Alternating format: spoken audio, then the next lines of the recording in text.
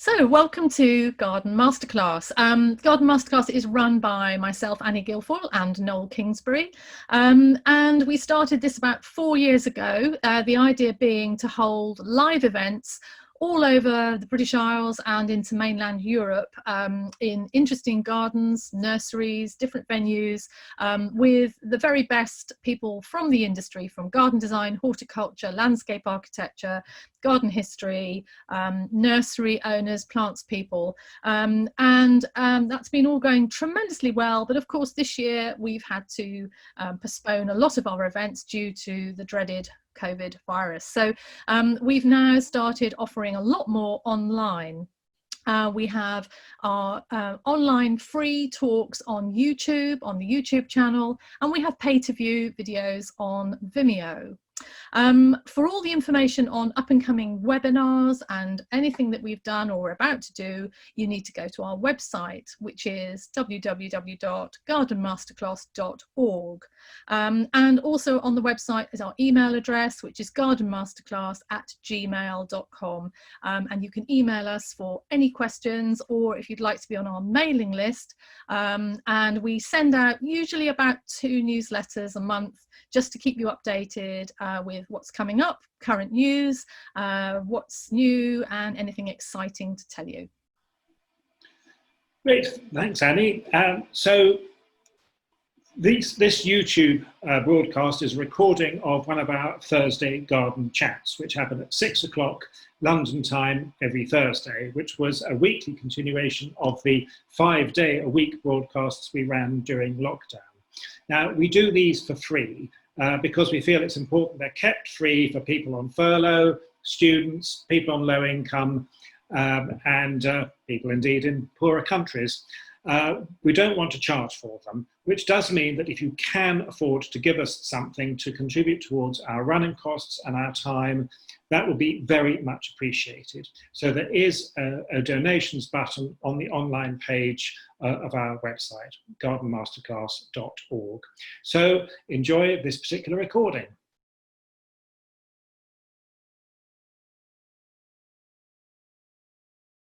Tell you that's going to happen. But yeah, no, today it's really exciting because we've got Sonya Harris with us from the Bullock Garden Project. And I discovered Sonya a few weeks ago through the wonderful, amazing Chanticleer, through Chris Fellhaber, who I think was delivering plants to you, and I think he has done on a few occasions.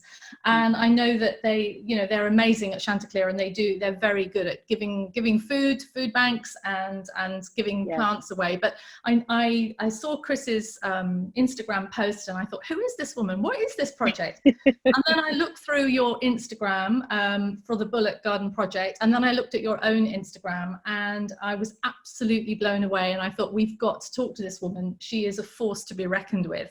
So yeah, so Sonya, welcome. It's really lovely, lovely to have you here. Thank you so much. That's okay. It's our pleasure. So Sonya, I know you've got a presentation to share with us, but it would be really nice for you to just talk a little bit about your background and how you got into all of this before you go into the presentation. Just a little bit about you and where you are, and I think also, I know we've got a lot of people in the States listening, but also I think people's preconceptions of New Jersey. You know, if you can explain. Oh my gosh. Just a little bit. Yeah, exactly. We laughed a little bit about this. Yeah, exactly. So yeah. Anyway, we already had James Golden on, so people shouldn't have too many preconceived ideas about James Golden. But we just want to keep he talked about his garden without playing Bruce Springsteen. Yes. And I said, I was like, a lot of that comes from North Jersey, like where Bruce Springsteen is from, and we are a Bon Jovi state also, so Springsteen in Jersey, yes. Anyway. But also Bon Jovi. But I am here in southern New Jersey, which is, to me, the epitome of the garden state. That is what we're called. New Jersey is the garden state. We were known for years for farming, and a lot of the farming in the States happened here on the East Coast, and especially before the westward expansion, you had a lot that came out of New Jersey. And New Jersey is also, especially Southern Jersey, is one of the historical hubs for the United States. So there was a lot of traffic going through here and a lot of farming, hence Garden State. And where I live in farmland. I do not have the stereotypical Jersey accent. So, you know, you see the people on TV talking like this. That's not going to come out of me. I do have a Southern New Jersey accent. No one here says Joyzy. So if you hear that, that's a lie. We don't say that. Only movies say that. But tell you a little bit more about me and how I got into this. I was a teacher. I like to still say that I am a teacher. I just retired in October after 25 years teaching special education in the public school system. And while I was teaching, I'll get into it more, but I was just really kind of bored with how we were teaching our kids. And I'm going to preempt all of this by saying, I need everyone to keep in mind, not only was I not a gardener, but I had no idea how to keep a plant alive. I could tell you maybe what a stem was. I could tell you about a leaf. I taught first, second, and third grade. So I always say that was the extent of my knowledge. Was if we went beyond third, fourth grade, that's it. That's it. I couldn't tell you much more. But at the beginning, this was just a teacher who was passionate about reaching her kids. And it just literally and figuratively grew roots and took me to a place I never thought I would go. So like I said, I taught for 25 years, and as soon as I retired, the first thing I did was contact something that we have here in the States called my extension, my local extension, because I wanted to be a master gardener. It had been a goal of mine. And I just finished my master gardener class. I have my certification from Rutgers University, and so excited. That's like a really hypertensive botany / biology / IPM / landscape development and design course over a few months. And you're tested rigorously. And like I said, I'm very proud of myself that I was able to accomplish that goal. So I am a certified master gardener. Thank you. Thank you. So if it's okay, do you mind if I go ahead and start? Yeah, fantastic. Okay, so I am going to share my screen with you, and hopefully this goes like I'm planning. Okay. So this presentation is called The Importance of School Gardens. School gardening is so critical, and I think so many people don't realize why it is. And I'm here today to talk to you, and I'm hoping that there's a nice mixed crowd with parents and educators and people who are in the green industry and hobby gardeners, just so you can understand why this is so important. We are not going to do this. I'm going to stop it for a second. Now, this video, I can always go back and show you, but that is something, if our recording, or if this didn't work, I could do this, but I'll show it to you actually at the end. Okay. So let's talk about what we're going to do today. You're going to meet me, which you kind of have. You're going to learn a little more about me. You're going to discover why garden-based learning is so important in schools. I'm going to show you a quick example of how you can integrate learning into schools. We're going to explain the importance of being a stakeholder in school gardens. And of course, we're going to discuss the critical need for green industry mentors and supporters. That is something we definitely need. So that's me. That's Sonya. I was teaching first grade at the time. And this picture was taken right before I started the garden. Look how clean I was. And this was the space that we looked at. There was another space that we were looking at our school, but this courtyard was unused.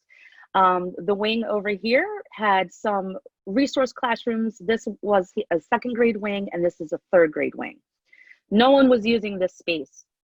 So what happened, I contacted Ahmed Hassan, who you will see later in the video at the very end. I told you I'll go back and I'll play that video for you. he had a program here in the US called Yard Crashers, and I was a fan. And what they would do, they would find someone in one of the home improvement stores and go and totally crash their yard. They would totally reform it. And I was talking to my principal this one day after we were doing a math lesson with kids, and I went, man, this lesson was so boring. I have first graders, and the lesson was on measurement. So we gave these first graders a tape measure and then sent them on their way and said, okay, you have to measure a book. You have to measure the leg of a table. You have to measure a friend's arm. And as we were watching the kids do this, I stopped and I looked at my teaching partner and I said, this is so dumb because there's no transfer. There was nothing for us to teach these kids how to apply it to the real world. So in this meeting with one of my former principals, I said, you know, it'd be great if we could garden. And he went, yeah, you go run with that. Never had really gardened ever before. So I contacted Ahmed, and he found out very quickly that I did not know what I was talking about. Because when he said, what do you want to grow? I said, tomatoes. He said, why? I said, because we're from New Jersey, and that's what we do. And he went, what do you mean? I said, Jersey tomatoes, Jersey sweet corn. And he said, no, that's not what you do. So 2 years later, Ahmed came with a team from across the US and they crashed the garden. This is what they did. Everything in this space was donated, and just absolutely, you know, so thankful. I'll never be thankful enough. But at the end of this, I went, what do we do now? So we were taking the kids outside and being able to develop this over time and really get kids engaged with learning and discovering the world around them. Now, you saw this space and you saw this school. What you don't know is that it's bordered on two sides by low-income housing. So a lot of the kids come from, you know, homes where food is insecure. These kids had never seen a garden. They had never heard of a garden. And a lot of kids didn't even get a chance to play outside. So having the chance to show kids something beautiful like that was just wonderful. Now, this is the garden last summer. The thing about this garden, it is 100% child driven. Adults do not plan it, the kids plan it. The kids plan what goes in it. They have learned to take care of it. They pass that knowledge on. So this is 100% child driven. They tell us what, like I said, they tell us what they want to grow, and it happens. Thankfully, we have a great horticulturalist, Bree Arthur, here in the States who volunteers with them. She volunteered on the build, and she helps these kids plan what they want to grow and why. So we know that there's a lot of benefits to gardening. That's why we're here, full of vitamin D, just being out in the sunshine, creating that space of mindfulness where you can just be calm and wonderful and everything is at peace. And then eliminating nature deficit disorder. This is a term that was coined by Richard Louv, an author, in his book, Vitamin N, is one of those that changed my life. It was referred to me by Ahmed. And it talks about how children these days don't get the benefit of being outside in the sunshine. And I was like, really? There's a lot of adults that don't get that benefit. You know, as a teacher, I had a part-time job. So I worked all day and then went to another job. I didn't get a lot of outside time. So our bodies naturally want to connect with the earth. And if it happens to adults, just imagine how it feels to a child. Now, taking a child outside, you want to see the most amazing curiousness and their ability to just grasp something and figure out how to problem solve happens outdoors. Let kids figure out what happens when you put water and soil together. Oh, you're going to make mud. That's going to be great. But what happens when you find a chrysalis? Now all those questions are starting to come up and they're going to ask. So let's let them go outside and explore. We know that engaging with nature reduces anxiety, stress, and anger. And if we look at the levels of kids that we have who come from, globally, who come from traumatic backgrounds, kids who have been through war, kids who are living in high crime zones, look at what's happening now in the world. And kids feel the anxiety, the stress, and the anger that their adults feel. So it's wonderful for kids to be able to go work this out instead of sitting them in a classroom for 8 hours a day and making them just sit and be quiet and listen. Kids need to have that natural opportunity to work these things out and to connect. It's great exercise. My body hurts. My body has hurt ever since I was able to go outside and start gardening because every day there's a different chore. You want kids to get some really great exercise. You give them a wheelbarrow and have them haul mulch. First, second, and third graders, we did that. A regular size wheelbarrow, had them hauling mulch and soil and everything like that. And parents would tell me they came home really dirty, but man, they went right to bed. I'm like, yeah, they did. I'm sure they did. They worked hard. And it's just also great for them exercising outdoors. Now, one thing I like to talk about is hand dexterity.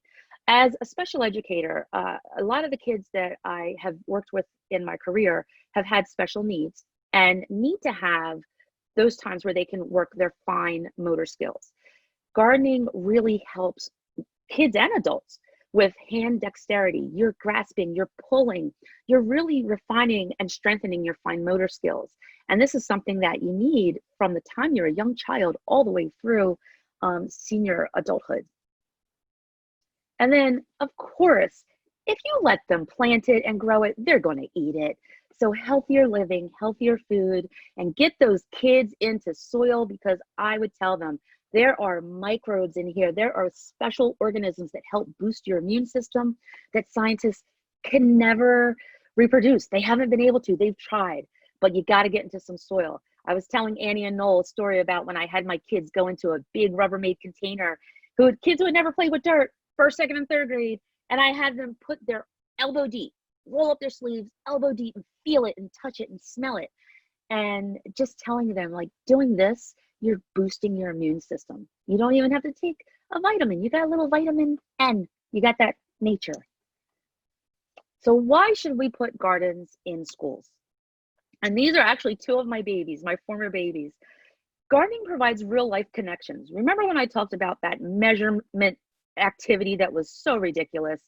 What about taking math, and if we're just focusing on math, having kids measure how much rain received, how much a plant has grown? And I was like, instead of taking that tape measure and having them do all of that, what if we had said, here, take a ruler and you need to measure this seed 1 inch into the ground. Well, here in the US, inches, 1 inch into the ground, 5 centimeters into the ground. And then it needs to be this so much width apart.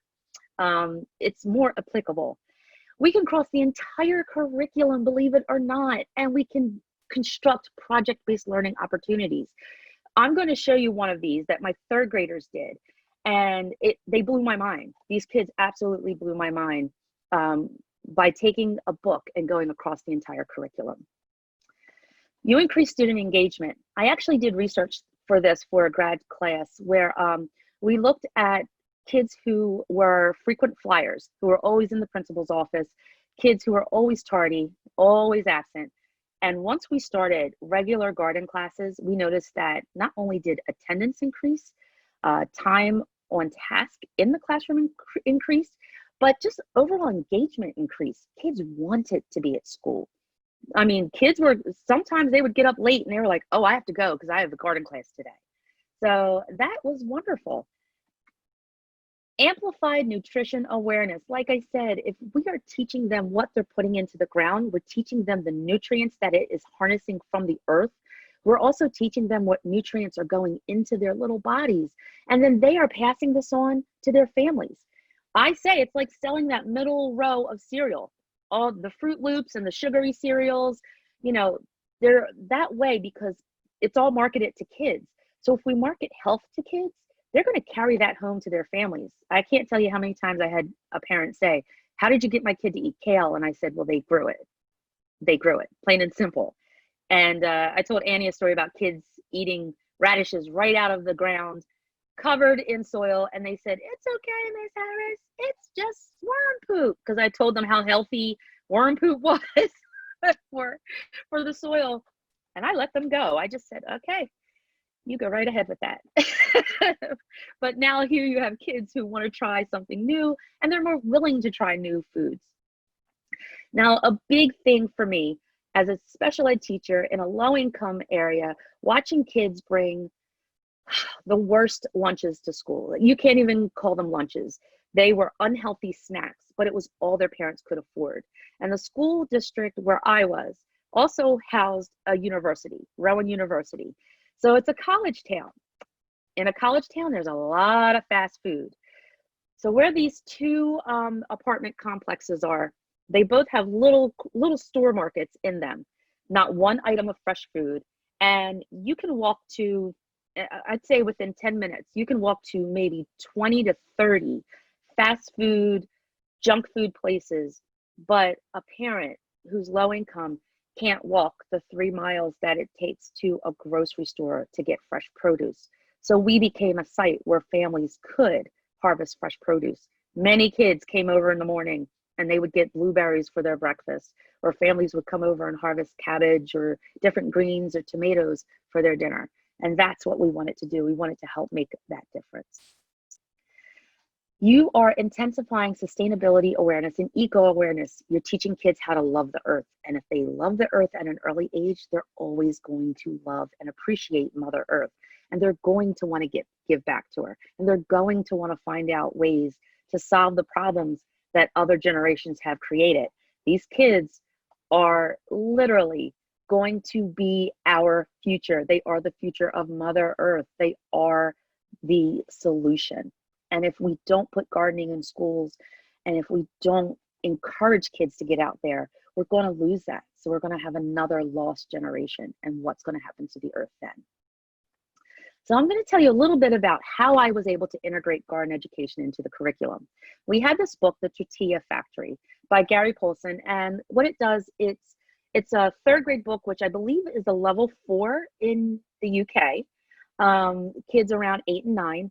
And it takes kids on a journey from the time, these are migrant workers who come, they plant corn seeds into the ground, they take care of it, they harvest it, and then it follows the journey from harvesting. Okay, now it has to go somewhere to be processed, and now it has to go somewhere to be turned into to tortillas, and then those tortillas come back to the very same migrant workers who are now getting to sit and enjoy it with their families. So we have this essential question. And this is what we do as educators. What can the Tortilla Factory teach us about how productive resources help economics? So this was a third grade, one-day lesson on economics. My kids ran with this. This was their assessment after the book. They were able to score really high on it. Now we have a pre-assessment. I don't know why that didn't come up, but that's okay. They didn't do as well, but we talked to them about natural resources, and I tied it all in with their garden. So being able to have them look right outside their classroom window and explain capital resources, intermediate resources, natural resources, and so on, and how that applies to economy, these kids got it, and they got it really, really quick. To kind of tie in that real world skill, we had garlic chive seeds that were in the garden that were ready for harvest. Now my third graders were also part of the garden club. I ran a garden club every week at the school. And the third graders then, after having this lesson, went outside, harvested that garlic seed, researched what other companies sold it for. I mean, they went online, researched it. And then they said, well, we're going to sell 5 for $10. And I said, I wouldn't buy 5 seeds from you for $10. Like I can go get 20 seeds for $2.50. And they said, no, we'll do it. We're cute. And they did it. They did it. They harvested garlic chive seeds, packaged it, sold it. And they were like, oh, this way we have no other costs. They learned about overhead. They said, we can make our own packets. We can design it. We keep it all in-house. We're reducing food miles. And now we're keeping the profit. And they did for their garden. That's exactly what third graders, ages 8 and 9, came up with. So that is a huge benefit. And if you think about that activity, how well are these kids going to remember that activity over me standing up there and lecturing to them for 20, 30 minutes about what economy is, what are economics in the US? I mean, hands down, we know what these kids still remember. And some of their parents have told me, like, yeah, they still sell seeds. And I do have one child who does harvest seeds and sells them every year. And I go and I buy his tomato seeds from him. Luckily, he's not selling 5 for $10. but so all of this to say that everyone who is watching this, you can and are a critical stakeholder. What does that mean? And I like to say TTK, time, tools, and knowledge. As an adult, you have this wonderful opportunity to share your time, your tools, and your knowledge with kids. When I say be a mentor, I'm not just talking about, oh, okay, I'm going to go help one kid. No, get in there, find a teacher that you can mentor, find a school administrator and say, hey, this is what I want to do. I'm sure everyone knows a kid and knows the parent of a kid who knows a teacher who can help them get into a school. If you reach out, teachers want this, but we don't know where to look. And I started this nonprofit because I was a teacher who was told by other schools, we can't help you because your demographic doesn't meet ours. And I was told, like, well, if you have money, we can do this. But schools didn't have money. I had to buy my own crayons sometimes. How am I going to say, hey, school, can you give me a couple $100,000 so we can have a beautiful garden installed?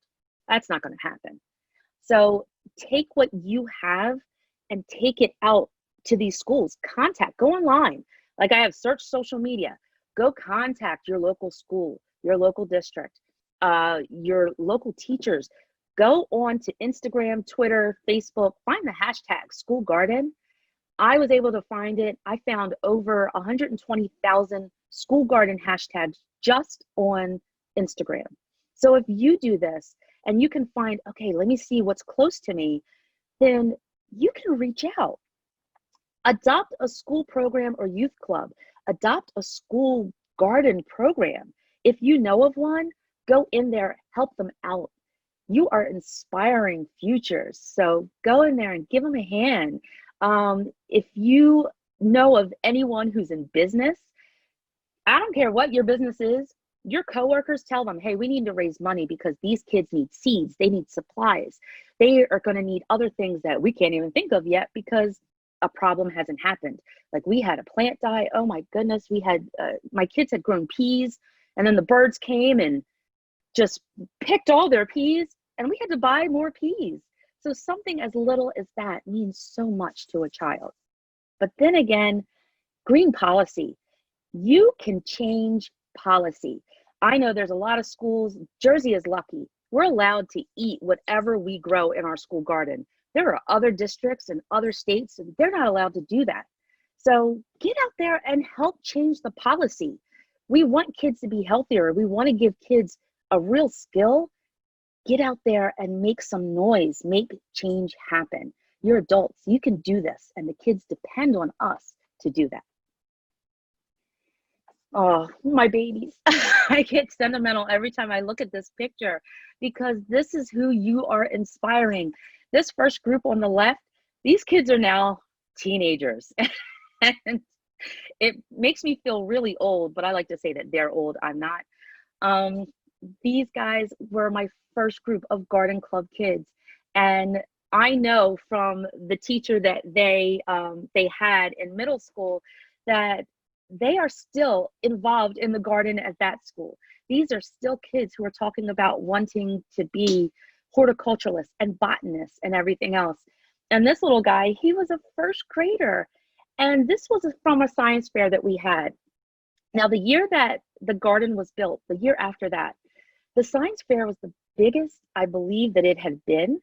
And the majority of the projects, kindergarten through 12th grade, so ages 5 through 18, were based on some type of sustainable garden-based learning. So this first, second, and third grade school inspired an entire school district. An entire school district. Now, this information is new. I got it from National Geographic's website. Oh, I forgot to put the link there, but I will make sure everyone gets the link. The top 11 fastest growing green careers. Urban grower. I didn't even know this was a thing. So you have people who are growing rooftop gardens and then selling that produce to restaurants. How ingenious is that? Talk about planting a seed and growing $1. If we're inspiring kids to do this, think of my little group of kids that sold those seeds for 5 seeds for $10 a pack.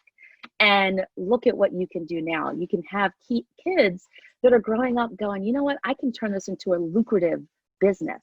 I can be an entrepreneur just by growing a seed, growing a plant. Water quality technicians, the condition our earth is in, water ever more than any other time is critical. There is so much contaminated water and water that we are losing because of climate change. We need kids who are inspired to help take care of the earth to go out and do this type of a job. We need clean car engineers. We need people who are recyclers. In the US alone, last year, 2/3 of all of our paper products were recycled. That's great, but we need even more so we can get that all together and have 100%. Why can't we get 99, 100%? Almost 3/3 of all paper products recycled. We need more recyclers, because you know what the US does? The US sends it to France. Why are we sending it to France? Exactly, Annie. Why is that happening? It should be right here. Every country should be doing this in-house. So we need these kids who are invested enough to go out there and want to do this job, to see the importance in it and start a company. Give them that entrepreneurship. Show them that you know what, if you can't go to university, that's okay. You can use your hands and you can use your brain still, and you can help save the earth by what you're doing. We need natural scientists. My God, let's talk about the Great Barrier Reef. Hearing how the Great Barrier Reef is pretty much dead. We need this to not ever happen again. We still have time, and we need to inspire kids to go out. We need those biologists and botanists and scientists and entomologists. We need them. We need them to go out and study these things so it doesn't happen. So we're not killing more of the earth. So these kids can be the ones who save it. We need green builders. I just read about a school in Guatemala where the entire school is being built from garbage, things that people would normally throw away. They are making this 100% green school. And now, of course, people are going to be studying this school and studying how it's working. They are 100% off the grid. And how are they learning? I'm so excited to see how this goes. And then I have my little princess over here. Oh my goodness, that little girl designed her landscape at home. And she was so funny. She wanted her mom and dad to put that design in. So here's someone who could be a landscape designer. We need solar cell technicians, because solar energy, I don't know how it is in the rest of the globe, but I know here in the US, when I first had the solar panels put on the house, it was difficult to find solar companies. You know, you had to search really far and wide. Now it's picked up, but still, we need people who will be doing that job and designing green spaces, green rooftops, green buildings. We need these architectural green designers to now take over and help us with these buildings. Even something as in being able to put in those reflective pieces in high building glass, so birds don't fly into it and get killed. That's something that is still a green design. Wave energy producers and wind energy workers. Being able to use the ocean and the wind and harness those for energy. Why are we not inspiring more kids to do this? I had so many kids who didn't even know about wind turbines. And then biofuels. We've got to do better, because using fossil fuels, we know that that's killing our earth faster and faster and faster. It's time for us to stop. We need to inspire these kids to save the world. The only way they're going to do that is by getting dirty. So one last thought. Here I am at a school in North Jersey, which is very urban. The majority of kids here are African American and Hispanic. And these kids were such geniuses. They had built this garden, and this little thing right here is a veggie pod. They are out of Australia, and they're actually one of our partners. And every school I work with ends up getting a veggie pod. But they are amazing.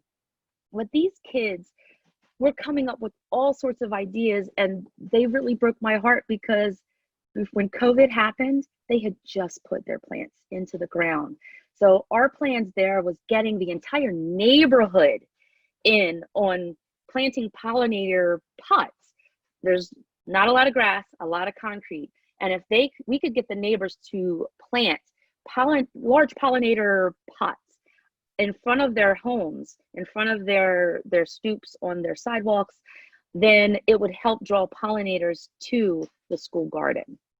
And like I said, unfortunately, when COVID happened, that kind of shut down. But if we plant seeds, we grow futures. And that is the tagline for the Bullock Garden Project, because it's the truth. If you teach a child how to put a seed in the ground, not only are you teaching that child how to feed themselves, feed their family, but you are potentially giving them a future, a career. You don't know what you're inspiring. And I always like to say, you never know what you're going to harvest just from that interaction you have with a child. So from there, please connect with us. I am going to show you this video. It's 5 minutes. Annie and Noel, are we okay to do the video? Okay. That's so good. I'm Yeah, going pretty to. good. Yep. Okay. Yes, like I said, please connect with us on social media. We love the hashtag BGP Grows. On Instagram and Twitter, you can find us at Bullock Garden. On Facebook, it's at Bullock Garden Project. Because if you type in Bullock Garden, you're going to see the Bullock Children's Garden. So I still encourage you to go type in at Bullock Garden on Facebook.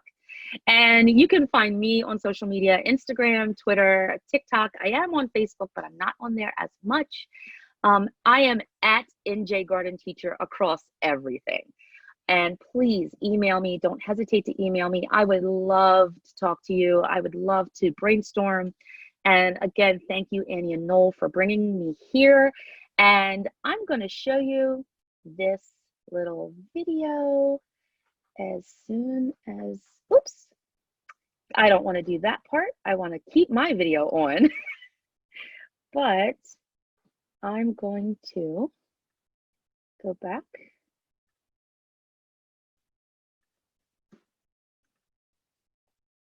Okay. And it's okay. I'm going to reshare with you. Can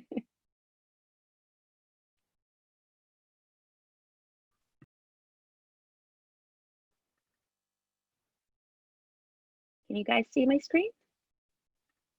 Yep, we can. Yep. Okay. So this is the video that was made from the Bullock Garden Project Build.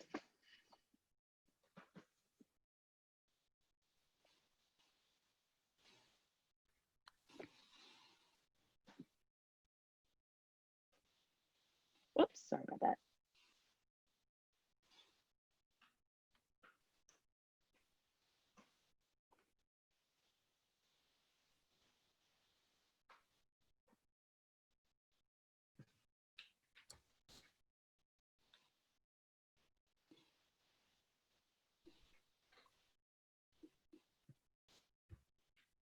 Sonia, I'm not hearing any sound. I'm not hearing any sound, no.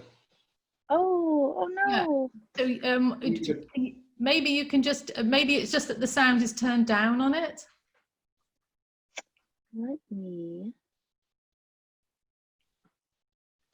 actually delete this part. Can you hear that? No noise coming. Okay, so what I can do, I can actually share the link and everyone can get a chance to to look at it. But it is on YouTube. What it does, what I'll do, being that creative teacher. So this was Ahmed Hassan, and this is the box truck that we rented. And right here is Bree Arthur. Bree Arthur is the horticulturalist who was able to get all of our plants for us and who continues to inspire our kids. So they went to this nursery, and this gentleman here does TV hosting and directing in LA, and he shot all of this footage. And this greenhouse donated all of the plants for this garden space. So at the end of it, and I can take you to the end, this video, I want you to look at just these kids. These babies were cheering for a garden, and these kids, most of them, had not even seen a garden before, didn't know what it was. I started getting them hyped up by going, "You're getting a garden." So we had a pep rally before it started, and these kids were just cheering their little hearts out. It was so cute to see how excited they were. And at the end of it, we had this beautiful space, you know, and here's kids that never had really held food plants. And Bri and Ahmed had them holding plants, and we did this over a weekend. That was over a weekend. We built this space, and it's still there. It's still beautiful. We're still putting food in it. And now, even more than ever, it's more important. It is so much bigger now to see, because the kids actually planned out pollinator spaces. So, you know, it's like I said, it's just a much bigger space now. And we're just so thankful for everyone and for the continued help that we've had in making the Bullock Garden Project a success. What inspired me to start the nonprofit was as a teacher, and after that build happened, we started winning awards. I won the very first Jersey Fresh Best in New Jersey award for the entire state. And after that, teachers started contacting me. How can I do this? How can I do this? 2 years later, we became a registered 501c3 nonprofit, put up a website, and then we started getting bombarded from around the globe. So of course we helped here at home first. We really concentrated in New Jersey because we were figuring our way. But we have people that we work with in Ghana, South Africa, Australia, Canada, again, across all of the United States. And I will go speak everywhere. If anyone gives me the platform to talk about school gardens, I will. So again, thank you so much for your time. I appreciate it. Well, no, Sonya, well, thank you for your time. That was great having you on board. That was really, really inspirational. It's interesting, Sonya, because when I said let's get you on, and then I started to look at what's happening in this country. And I've done some design projects with schools, both rural schools and urban schools here, but it always seems to be, maybe parents of the children in the school that create something. And in fact, right. Both you also, when we last spoke this week, said, "Oh, I did some research, and you know what? There's not very much happening in England, is there?" And I don't. The Royal Horticultural Society make out that they do, but I think they need sort of pinning down to it, really. And that's the when I searched for school gardens in the UK, I did find a private girls' school that had a beautiful garden. Yeah. And the fees were probably $10,000 a term. No, I think there is quite a lot going on. A lot of it bubbles along under the surface, and as you say, it's very much parents who tend to be. If one parent is interested, they can really do a great thing. But if there's no one interested, nothing happens.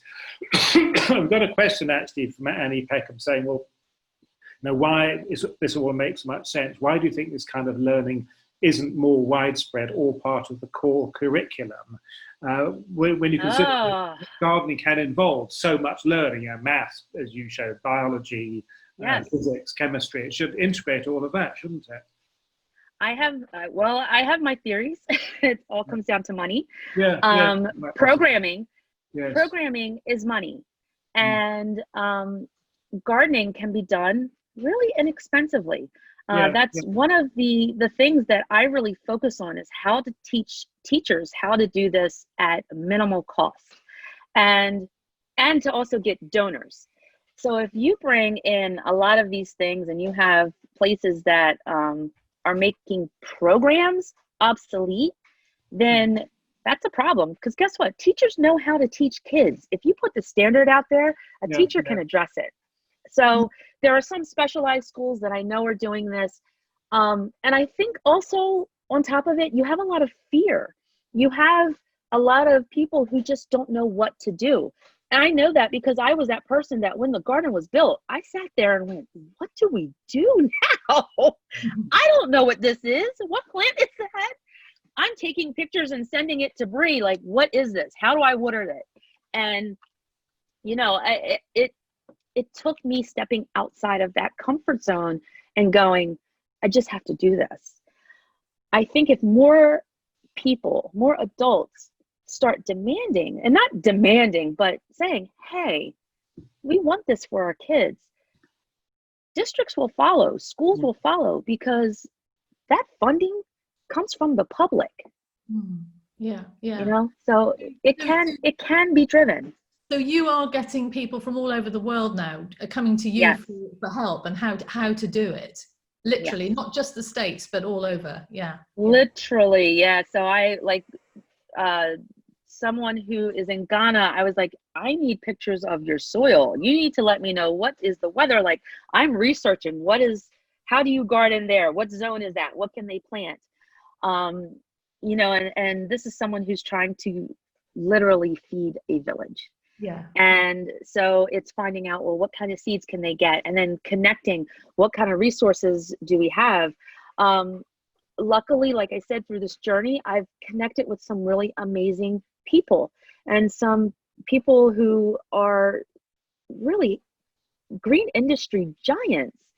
And all I have to do is maybe make a phone call and say, hey, do you know someone in South Africa who can help out this school? Or do you have someone here? And this is what's happening. So we're creating this network. Fantastic. And then as teachers need training, you know, that's where I come in. I'm an educator. Yeah. So I can help take the fear out of it for teachers and help them develop curriculum. And Wendy Hilfey, who's down in South Carolina, says, do you have many master gardeners helping you get their volunteer hours, which is a great... I think this might be a good point, actually, which the concept of the master gardener is something I've always been very impressed with in the United States, but people who are not in the US might not know what is the Master Gardener program. So perhaps you could explain that and then perhaps talk about how you involve. Yes.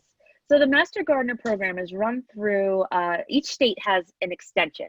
So you have an agricultural college or a college that has this big agricultural feature. And what they do is they run courses just for people. And you can go pretty much get an entire semester, like I said, of botany and whatnot crammed in. And it's a very intensive course. And you become a master gardener. Now, what master gardeners do countywide by each county in each state is you actually help push agricultural initiatives, green initiatives. You help people with growing. There are some master gardeners who are more on the larger agricultural side, so they can actually go out and help farmers and do this. And yes, we have to do volunteer hours. You have to do so many volunteer hours per year. But you also have master gardeners who might man a hotline and can be there and answer questions for someone about their home garden. I actually am going to be focusing on, no surprise, children gardening and gardening. But to get my volunteer hours in, I will lead classes for free. I will do other things like that. And like I said, it's done by every single state. Every state has an extension office. Every extension office brings in a team of master gardeners who go through this research, who go through all of this training.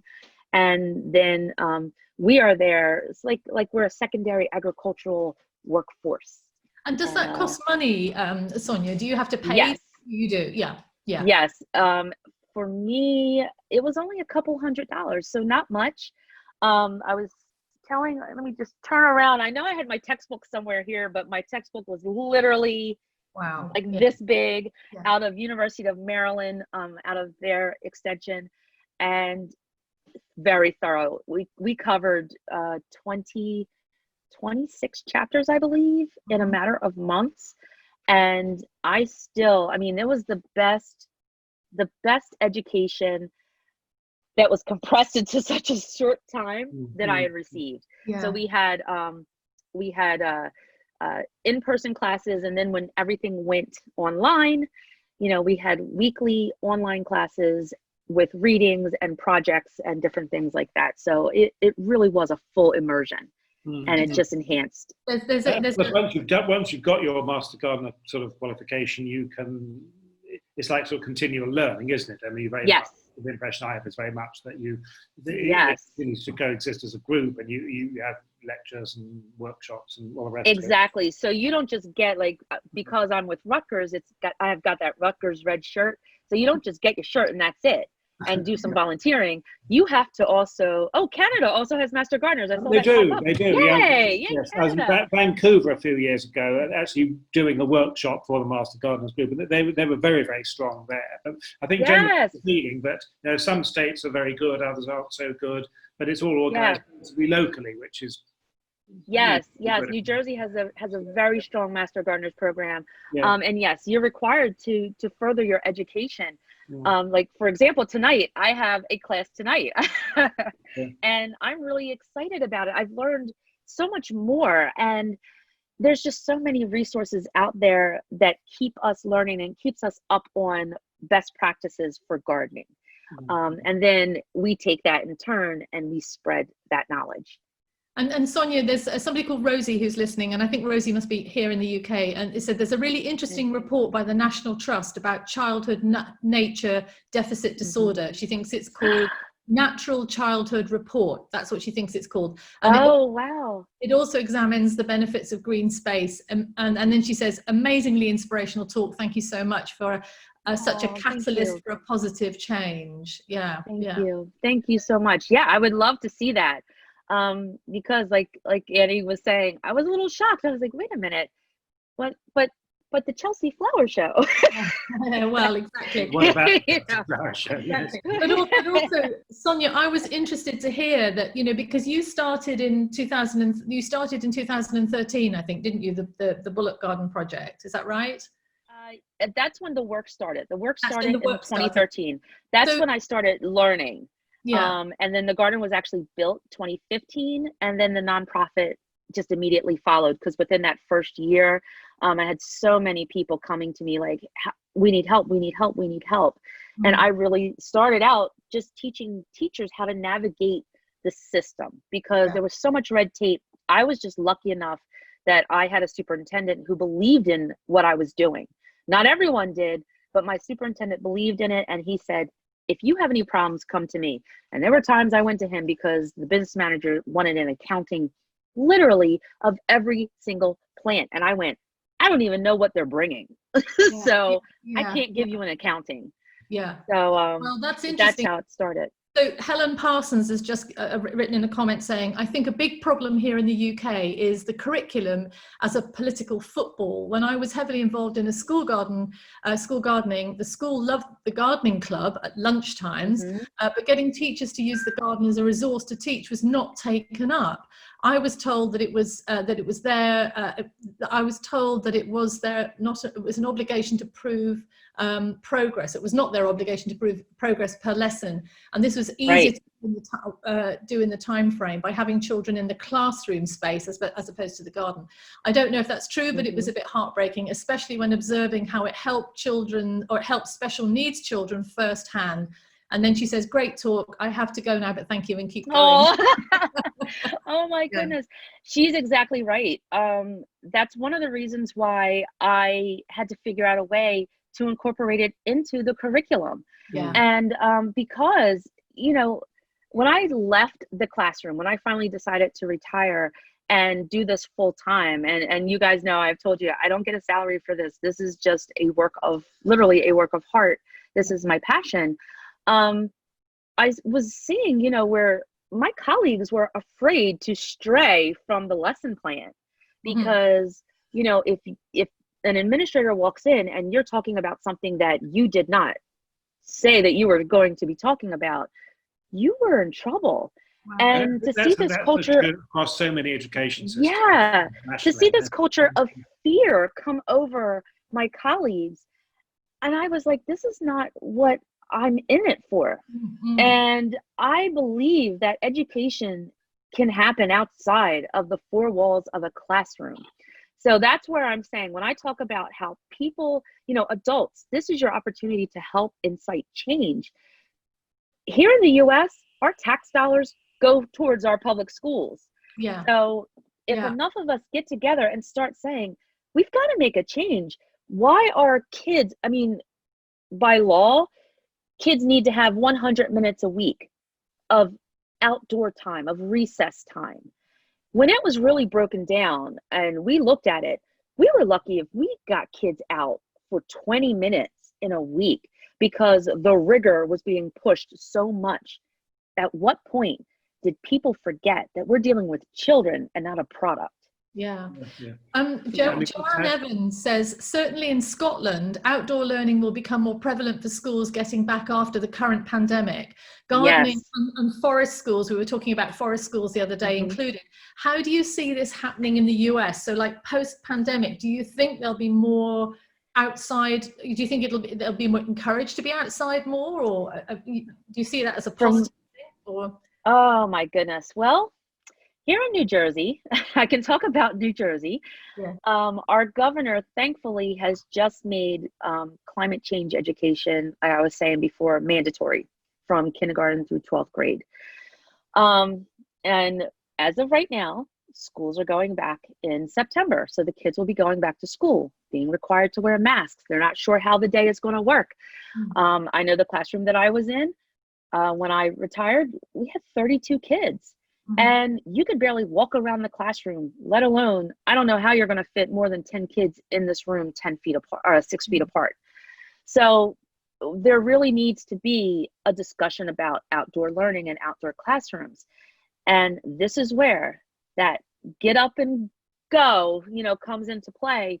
I am currently working on, I'm speaking to my politicians and different people, and I am working, I'm a dog with a bone, trying to get a seat with our governor, because I want to talk about this. Okay, you've made a great step, but now let's talk about making outdoor education part of the curriculum. Yeah. What are you going to do when kids are going? That's really the only way. It really has to be. You have to. It has to be integrated, because teachers are always going to feel that they've got to tick a certain number of boxes. They're under pressure from school governors, they're under pressure from administrators or parents, or sometimes even the kids. And you have to integrate. You have to integrate it. Yeah. I'm sure there are countries in Europe that have done that. I don't think about what they are. We've actually got Jenny Rose Carey's flagged up something that in a way so obvious. The school year and the garden year don't coincide, and certainly in terms of teaching landscape architecture, this is very true. That much of the teaching time happens during the off season for plants, which screws things up in terms of teaching people about green stuff. Yeah. And then Jennifer Harris has pointed out, an inspiring and amazing school garden to read about or visit is Lopez Island School, LIFE program. They even supply the school cafeteria with local meat. Amazing. And Orcas Island School, also incredible. We'll copy these notes for you. Thank Sonya, you. I can send them to you. We can send them Thank you so much. But one thing I wanted to sort of just ask before we wrap up is that I know I was asking about, 2013 is when you started with the project. How do you think your children that you've taught and the children that go through the system and get this passion for growing and horticulture, are you seeing them take this up as a career then? I mean, you did mention a little while ago that. So are you seeing children actively thinking this could be my job? I could be a gardener, I could be a farmer. Yes. Yeah. One of the kids in the video that hopefully you guys get a chance to see, that's on YouTube, when he met Ahmed the day of the reveal, and Ahmed really took this group of kids and did a tour around the garden, and it was a very representative tour of our population. So there were kids with special needs who were involved in this, and this little brown boy looked at him and said, I can do what you do. And he went, yeah, you can do what I do. Now this kid was trying to see what could he do, and he actually spearheaded it used to be called the Garden Watch. So these kids that would ride their bikes and come over and they would patrol the garden and they would help take care of it. Yeah. But I get to see, you know, I still have parents on Facebook who will message me, and kids who are now old enough to have their own Facebook account who will message me and say, hey, Miss Harris, I'm growing this kind of squash, or I'm doing this, or I'm doing that. How can, you know, I get this to grow more, or look at this, what's happening here?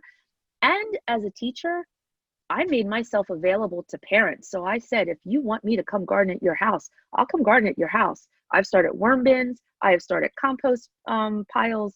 I have come out and actually got dirty and helped parents break ground and grow. Because oh, you're frozen. Yeah. Hello? Yeah, you're right. You're back. You froze for a second there. You froze for a second. Yeah. So yeah, even though like our garden at Bullock Elementary, that garden space was open, there are other gardens that are closed, you know, that are in a courtyard where people can't get to it. And that's why I encourage, well, then get your families gardening. Get out there and start teaching them how to do it. You can do it. You can run a garden club over the summer. You can, you know, when school is out, go to, you know, talk to someone at your school. I did. I went to my administrators and said, I want to run a club, and they let me do it. Yeah. So we could still have kids on site for a certain amount of time. So you never know what's possible unless you ask. Yeah. No, absolutely. It's an inspirational talk, and yeah, you must come. You must get over here and shake up.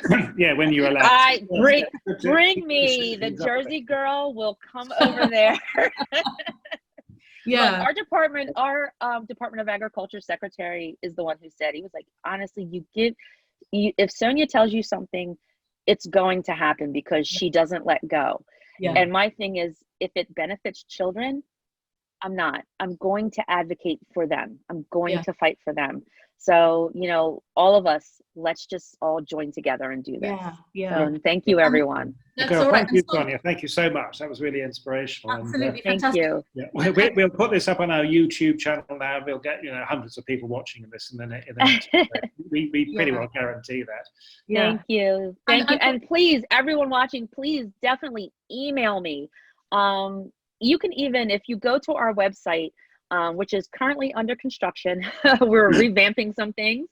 But if you go to our website and there's a little message button, it goes to me. Yeah, that's fantastic. That's fantastic.